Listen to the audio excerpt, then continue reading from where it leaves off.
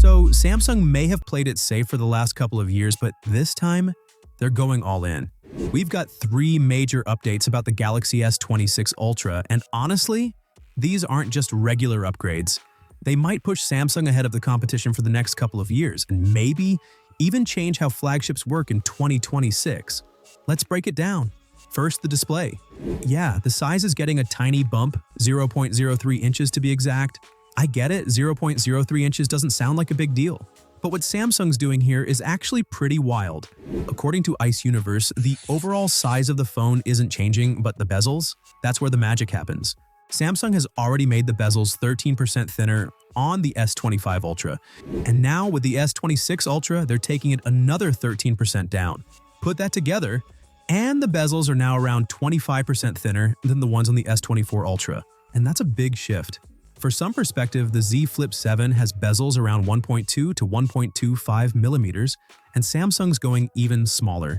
Even a 0.05 or 0.1 millimeter drop means one thing.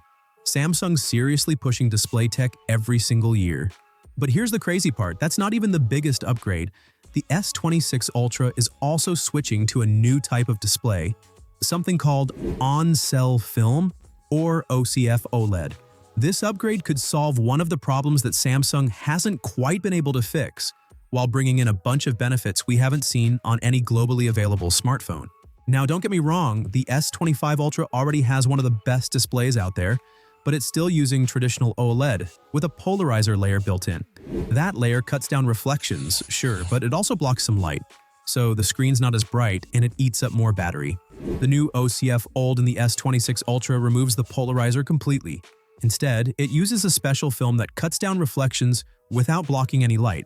That means the screen gets up to 1.5x brighter. It's thinner, and it still keeps the same power usage.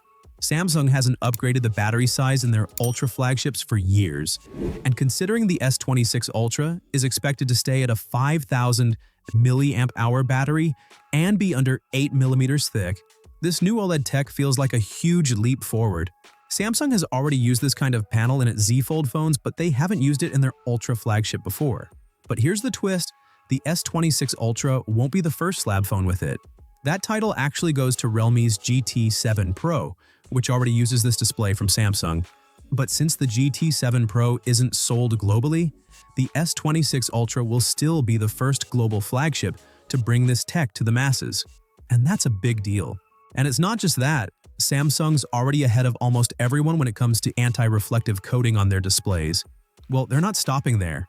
According to Ice Universe, the S26 Ultra is going to come with a 3rd-generation anti-reflective coating. That's a 2-generation jump in just 2 years, and honestly, we're still not seeing this kind of display coating from most other brands. Now let's talk Galaxy AI. Samsung originally said their AI features would only be free until 2025 on supported phones. So should we expect to pay for Galaxy AI on the S26 Ultra? Well, not quite. Samsung confirmed it, the current Galaxy AI tools will stay free, even on the S26 Ultra. To be clear, we're talking about the current AI tools. But going forward, Samsung might charge for premium features, similar to what we get with the Gemini on Galaxy smartphones. Sure, it's free, but there's also a Pro plan. And if you want full access, you'll need to pay. So I don't think this free forever thing will last forever. But at least it's totally free for another year. Oh, and before we wrap up, have you seen the Tab S11 Ultra renders? Yeah, Samsung's decisions this time? Kinda awkward. I've covered that whole story in a separate video, you can watch it right here. This is Techtics, and I'll see you there.